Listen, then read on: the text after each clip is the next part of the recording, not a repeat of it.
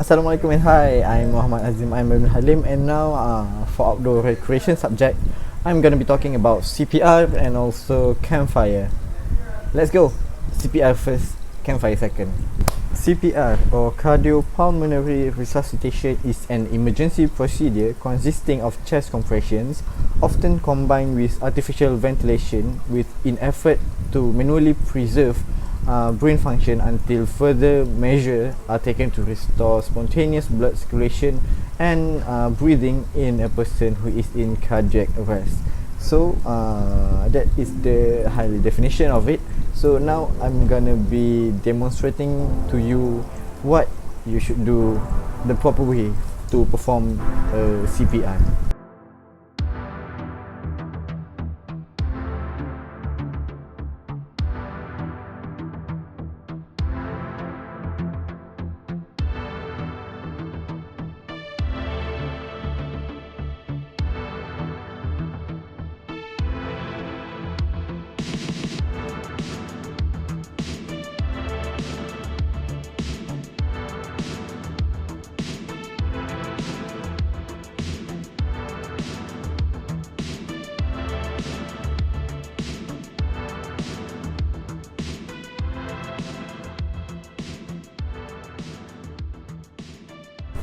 CPR is most successful when administered as soon as possible. CPR is required when a person is unconscious, not breathing normally, or not breathing.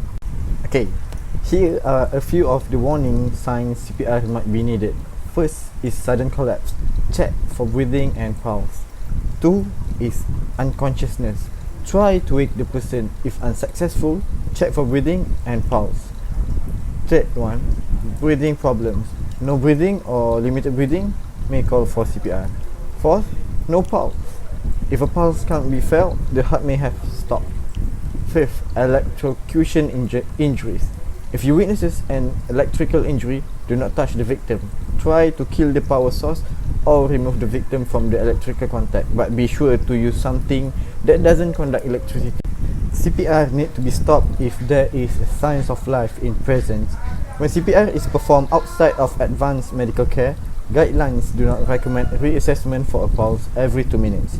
If CPR is started, CPR is to be continued for as long as possible without interruption until obvious signs of life appear. There are some key signs of life to look for as an indication of when to stop the CPR. Here are the primary signs to look for in a victim.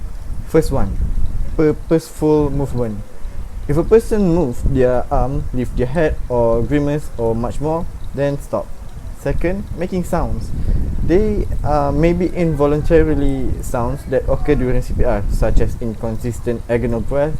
However, to stop CPR, you are listening for more obvious sounds such as moaning or speaking. Third one, eye movement. The opening of eyelids is not enough reason to stop CPR unless if there is eye movement, which is that one.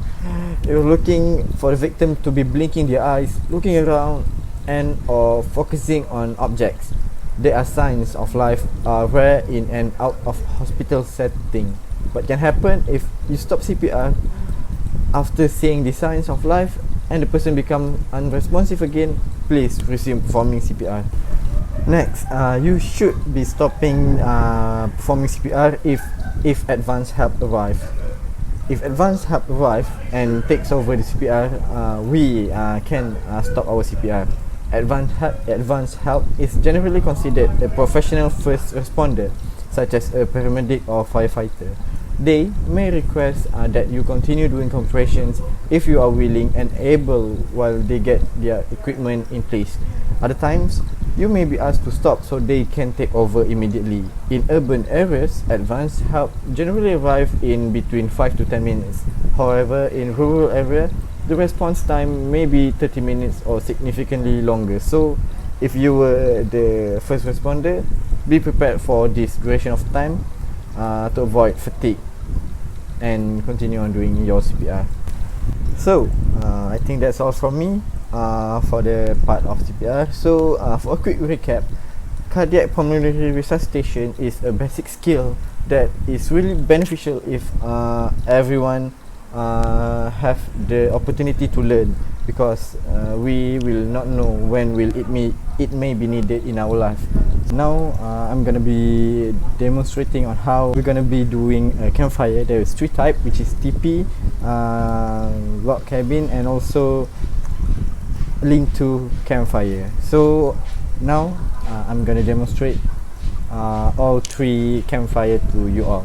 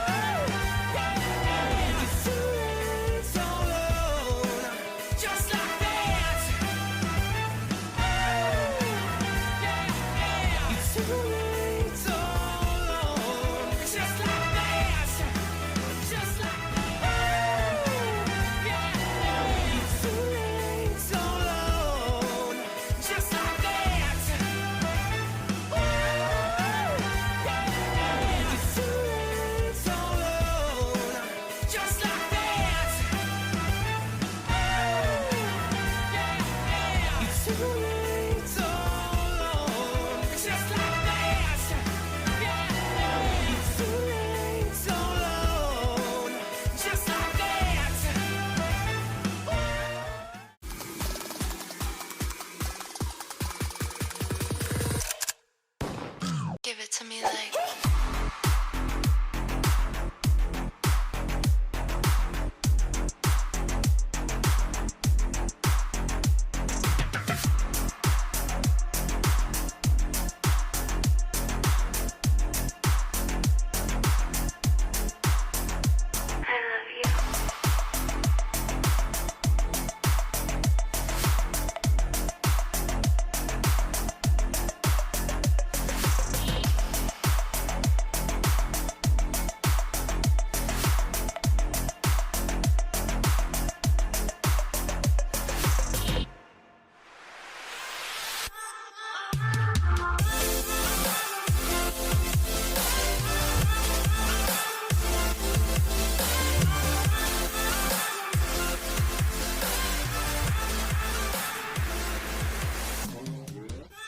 So, for a quick recap, in doing the correct technique will ensure you to really make out the campfire, to light up the campfire easily and without such fuss. Because personally, honestly, for me, lighting up a campfire could be really hard if you didn't perform the correct technique. So, by doing the correct technique, and the best way is actually follow the proper technique.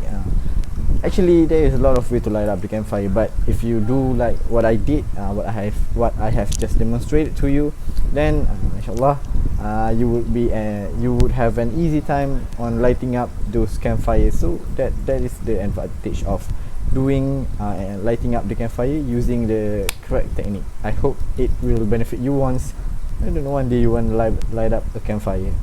That's all from me. Thank you.